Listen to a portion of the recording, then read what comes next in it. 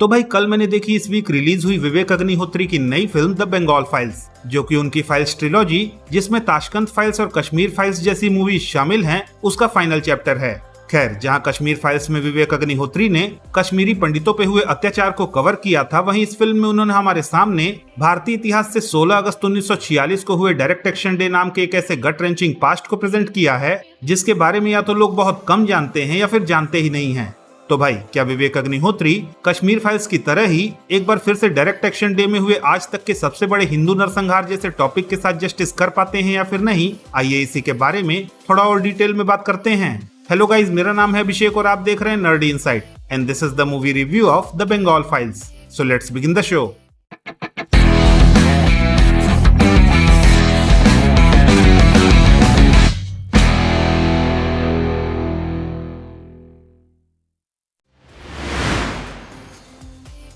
अब भाई, अगर फिल्म के बारे में बात करने से पहले अगर फिल्म की ब्रीफ समरी की बात करें तो फिल्म की कहानी सीबीआई ऑफिसर शिवा पंडित के एक मिसिंग लड़की के केस को इन्वेस्टिगेट करने के प्रोसेस में मॉडर्न डे वेस्ट बंगाल में पहुंचने के साथ शुरू होती है, जहां वो इसी केस के सिलसिले में मां भारती नाम की एक ऐसी बुजुर्ग महिला से मिलता है जिसने पार्टीशन के नाम पे डायरेक्ट एक्शन डे जैसी घटना का दर्द सहा है। अब भाई, इसके बाद कैसे ये कहानी पास्ट और प्रेजेंट में बैक एंड फोर्थ होते हुए डायरेक्ट एक्शन डे जैसी ट्रेजेडी को दिखाने के साथ साथ कैसे बंगाल की मॉडर्न डे प्रॉब्लम्स के साथ भी एक पैरेलल ड्रॉ करती है, वेल ये जानने के लिए आपको ये फिल्म देखनी पड़ेगी। अब भाई, ये फिल्म भी विवेक अग्निहोत्री की बाकी फाइल्स सीरीज की फिल्मों की तरह ही हमें इंडियन हिस्ट्री के ऐसे हिस्टोरिकल इवेंट्स के बारे में बताती है जिसके बारे में सुना तो शायद हम सभी ने है, पर ड्यू टू आवर नेग्लिजेंस ना तो हमने इसके बारे में जानने की कोशिश की और ना ही हमारे देश की मीडिया या फिर सो कॉल्ड इंटेलेक्चुअल लोगों ने इसे डिस्कस करना जरूरी समझा। लेकिन भाई, जस्ट लाइक कश्मीर फाइल्स, ये फिल्म भी एक रिमाइंडर है कि अगर हम जागरूक और सतर्क नहीं रहे तो भारत का वो गट रेंचिंग और ब्लडी पास्ट जिसे हम लोगों ने बस ये सोचकर इग्नोर कर दिया है कि इससे हमारा क्या लेना देना, वो एक दिन एक बार फिर से खुद को दोहराते हुए हमारे दरवाजे पे दस्तक दे सकता है। और फिर अगर हमारे देश या फिर हमारे समाज में आग लगती है तो हम चाहे कितनी भी ऊंची बिल्डिंग में रहते हो, वो इम्पैक्ट हम सभी को फेस करना पड़ेगा।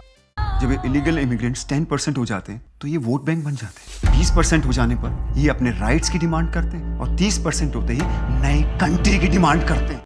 खैर, अब अगर मूवी के स्क्रीन प्ले या फिर स्टोरी टेलिंग की बात करें तो ये फिल्म भी डिट्टो कश्मीर फाइल्स वाला ही टेम्पलेट फॉलो करती है, जहां पे प्रेजेंट डे बंगाल और डायरेक्ट एक्शन डे के सिनारियो को पैरेलली दिखाते हुए ये film continuously past and present में बैक एंड फोर्थ करते हुए एक तरह से प्रेजेंट डे वेस्ट बंगाल और डायरेक्ट एक्शन डे वाले बंगाल के बीच एक पैरेलल ड्रॉ करने की कोशिश करती है। साथ ही भाई, सिनेमेटोग्राफी से लेकर कैमरा वर्क और फिल्म में दिखने वाले वायलेंट सीन्स के डिपिक्शन तक हर एक डिपार्टमेंट में ये फिल्म कश्मीर फाइल्स के कंपैरिजन में काफी रिच फील होती है। लेकिन भाई, जहां पे ये फिल्म एक्सेल करती है वो है इस फिल्म की हिस्टोरिकल एक्यूरेसी, क्योंकि जिस तरह से फिल्म में हमें डायरेक्ट एक्शन डे और उसके आसपास की घटनाओं को हर एक कैरेक्टर के पर्सपेक्टिव से दिखाया जाता है, उसकी वजह से आप ये सोचने पे मजबूर हो जाओगे कि जो सो कॉल्ड वर्ल्ड लीडर जिन्हें हम इतना ज्यादा सेलिब्रेट करते हैं, क्या वो उसके लायक भी हैं? क्योंकि भाई, इन्हीं सो कॉल्ड वर्ल्ड लीडर के होते हुए हमारे देश के दो टुकड़े हो गए और at the same time direct action day, Noakhali और पार्टीशन राइट्स में लाखों लोगों की जानें चली गई। इनफैक्ट भाई, जब आप फिल्म में इन्हीं सो कॉल्ड वर्ल्ड लीडर को अहिंसा के नाम पर सामने वाले के अत्याचार से बचने के लिए खुद की लाइफ को समाप्त करने का उपदेश देते हुए देखोगे,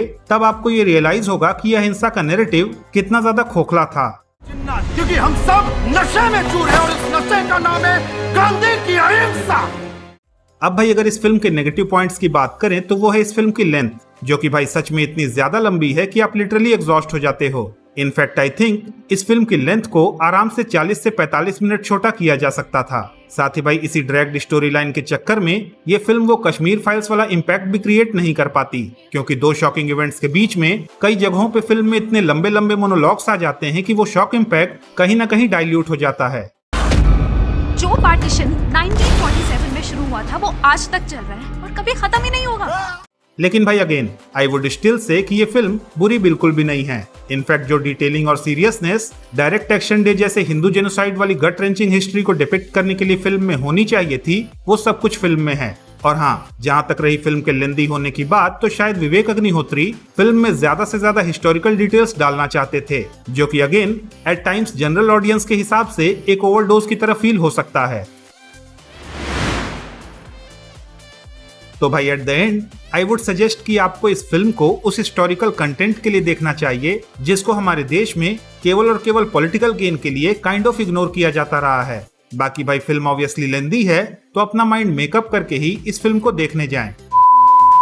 तो भाई दैट्स इट, ये था मेरा विवेक अग्निहोत्री की नई फिल्म द बंगाल फाइल्स का रिव्यू। अगर आपको ये रिव्यू पसंद आया तो प्लीज इस वीडियो को लाइक कीजिए, शेयर कीजिए और हाँ, अगर आपके कुछ सजेशंस हैं तो please don't forget to comment और जाते जाते प्लीज इस चैनल को सब्सक्राइब करना भी ना भूलें। तो मिलता हूँ मैं आपसे अगली वीडियो में, तब तक के लिए have fun and enjoy the day.